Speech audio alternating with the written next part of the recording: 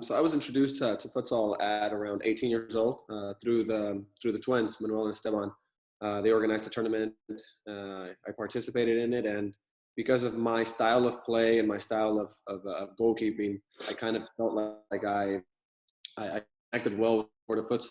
It's something that always kept me engaged. I'm constantly having to be a part of the game, and I like to play with the ball at my feet. So as a player, you know the game and you can play, but it's different when then you have to teach the game. And that to me was that's how I felt I grew the most, actually, is when I had to teach it, because when you know it is one thing, but then you have to make sure someone else knows it and you have to teach it in a certain way. That kind of helped me grow and understand things. So when I was playing, I would do things that I would tell my goalkeepers not to do. And that's kind of like, through self-discovery that I kind of grew and grew.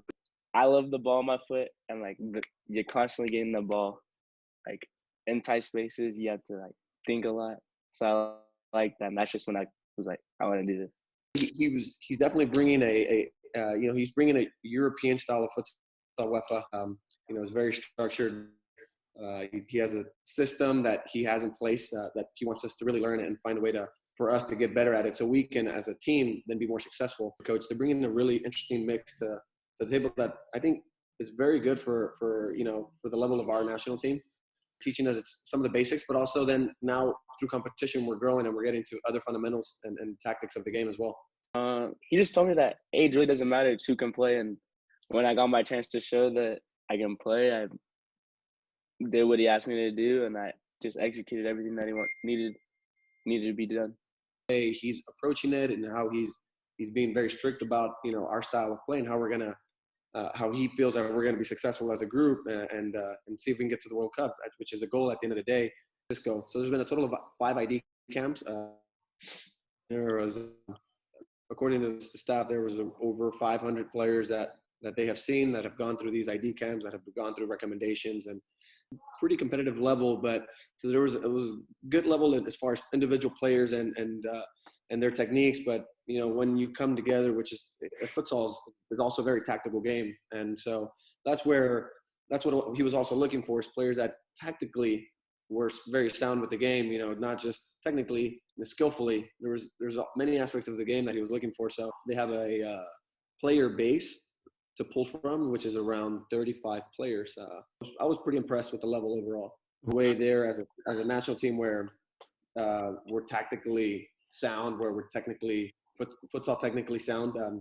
It's still something that's in the process of developing, and it's not going to happen overnight. From the last cycle in 2016 to this cycle 2020, you do see players that are more futsal oriented that have through a system, like Tomas Pondeca being one of them. He's been someone that's dedicated to futsal, and I think there's a generation of 18, 19, 20-year-olds that maybe for the next cycle, or it's going to be an exciting team, because these are players that have futsal as part of their development and have committed to the game to a certain extent that will further grow what the goal is to achieve, which is a national team that is tactically and technically sound for the game. The first day driving up there in the morning, I was nervous. But then as soon as I stepped on the court, I just thought, I'm prepared. I've been doing this for a long time. I just got back from Brazil, so I was prepared. And then when everything started to play, when we started to play, do the 5-on-5, I just felt really confident in myself and just did what I did what I know how to do best. I think that I brought something different to the table, like my personality, the way I play. I think it all played a huge part in why I was selected. So maybe just the way that I play, or the way that I approach the games or something. My role was play ala, which is on the outside, the left or right. I'm a presence, so everybody knows I'm there. I that ball, my first touch is always gonna be forward and facing. And if you look like a weak defender or whatever, I'm still gonna go at you and do what I do, and then try and make an opportunity for the team to score. It started in the first camp that I went to. I think it was California, when we were in San Francisco. I was just really getting to know everybody. I was a little nervous. I wasn't taking anybody on that much. I was just getting the ball, passing it off. And then Choco had said something to me take more risks, do something.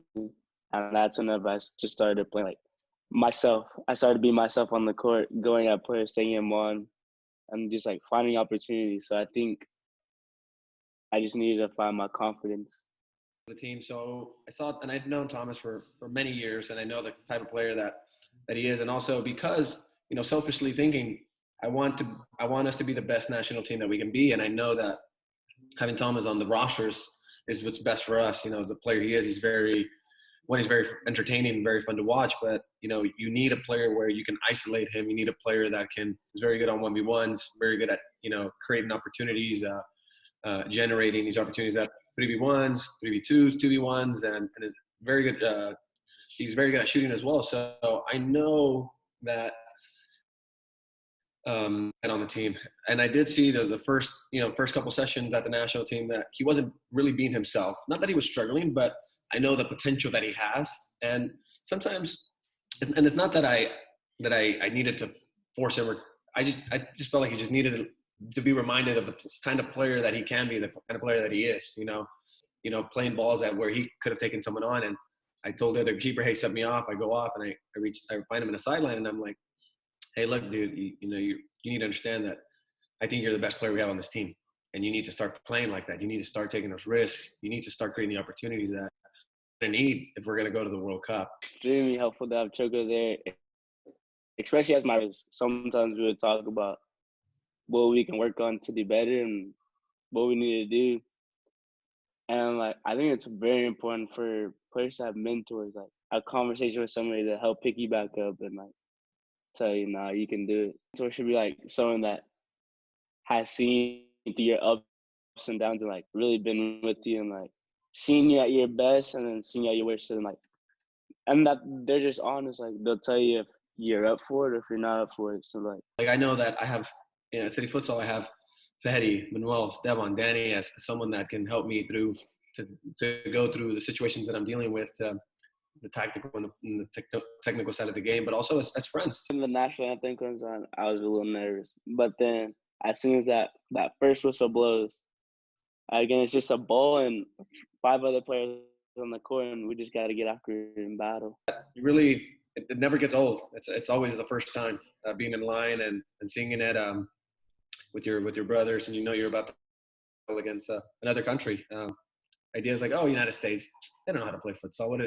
What are they doing? They're known for football, they're known for basketball, what have you. So seeing a national team there for them was kind of a shocker. And then what really shocked them even more is that we competed against some of these teams. We competed against Slovenia's U21s. We competed against Moldova. We competed against Dinamo, which is a top Croatian team. We lost to them only by 1 goal. We ended up we had a game against Morocco, who were the African Nations Cup tournament over there. They're the winners there. So, and that was to me in hindsight, just looking back and reflecting on the whole trip, it was a successful trip. Something we can feed off of and moving forward to what's to come. What's next for us is taking that and building from that and growing from that, not just hitting a plateau, but how we're going to grow from that, which is going back and watching video, communicating with the coaches what we need to do and how we're going to get to where we need to go to achieve the end result, the goal, which is to qualify for the World Cup. We had 7 games in about, I want to say, a total of 10, 11 days. So it's something that, you're crammed up and it's a responsibility up to the athlete to stay healthy and stay responsible. It's big. It's going to be big for us going to Guatemala. And like I said, I'm excited about this group. I really am. That's the biggest difference is they have a league, a professional setting, an environment for them to thrive and test out their tactics, test out their techniques, test out how they handle during pressure, pressured games, high level games. And it differs significantly. They're a lot bigger, they're bulkier, they're quicker on the ball. Their decision making is fast. It's extremely quick, and it seems like they know where each player is gonna be as soon as they get the ball. You should be there, they should be here. It's they're always a step ahead. We played more games. It started to click. I was able to tell which player likes to do which thing and where they're gonna be at. So yeah, I think just a bit more games and then we'll be solid.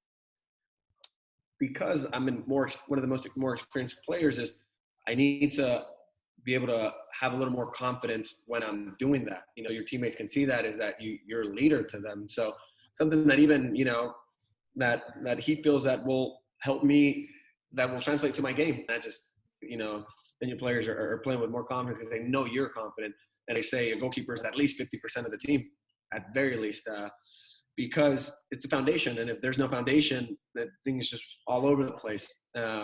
So it's something that I still need to work on, that I feel like, and with that, it's just more experience. I need to be playing more games and being exposed to pressure,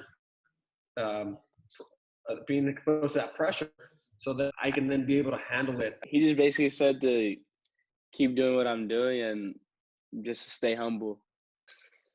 Keep working, because really, that's all I can do.